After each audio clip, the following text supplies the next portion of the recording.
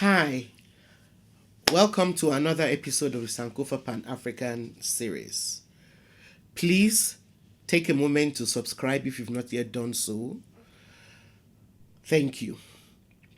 Now, we're going to be looking at the beginning of intercontinental slavery in Africa.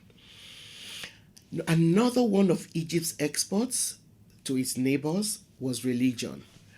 As far back as the 3rd century BC, the cult of Serapis spread to the islands of the Aegean Sea, where people were invoking Serapis and Isis as saviors. Now, the worship of these Egyptian gods spread very quickly to Babylonia and India. Some historians believe that one of the ways in which the worship of these gods survived Christianity was through the proliferation of statues of the Madonna, Mary, the mother of Christ.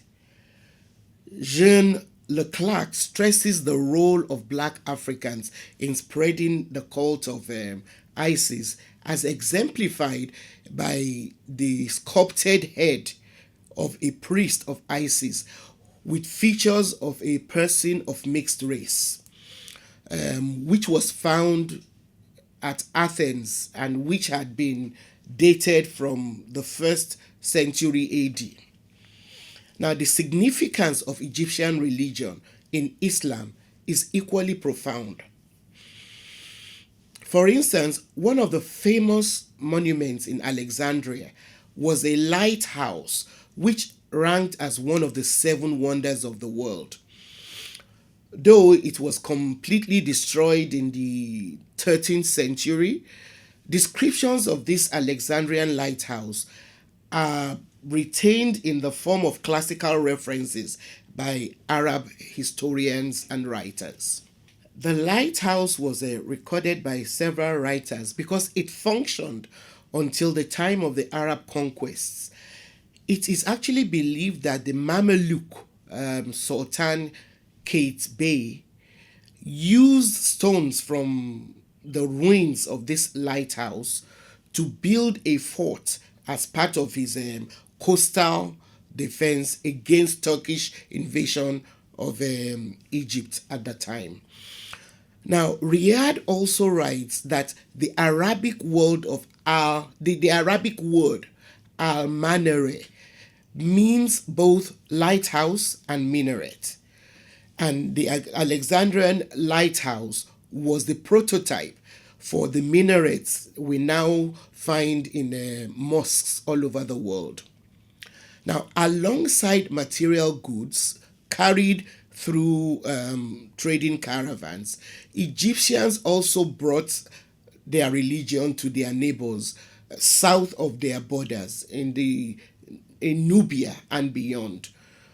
Through the Empress Theodora, who was the very influential wife of Emperor Justinian I of Byzantium, Christianity was introduced to most of these areas, and a church on the bank of the Nile in an outlying district was serving a Christian community as far back as the 6th century AD.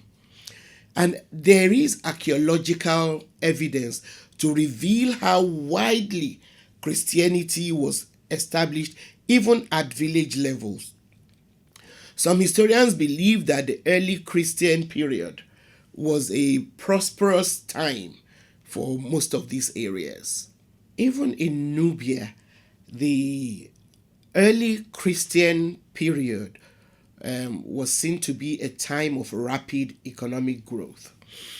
And in 641 AD, Egypt came under the rule of the Arabs, by which time the growth of Christianity with its patriarchates at Alexandria was severed from the Mediterranean culture for a few centuries. Although the Arab had captured Nubia before they did Egypt, they did not consider the conquest of Nubia as significant, However, when Egypt submitted to the Arabs, it led them to sign a treaty with Nubia. The Arabs then forced Nubia to pay annual tributes of slaves and African goods. Now, I believe that this illustrates the fact that intercontinental slavery of Africans was started by the Arabs before Europeans came in and then perfected it during the transatlantic slave trade. Thanks for being a part of this episode. Please don't forget to share and like our video, and please subscribe if you've not yet done so. See you next time.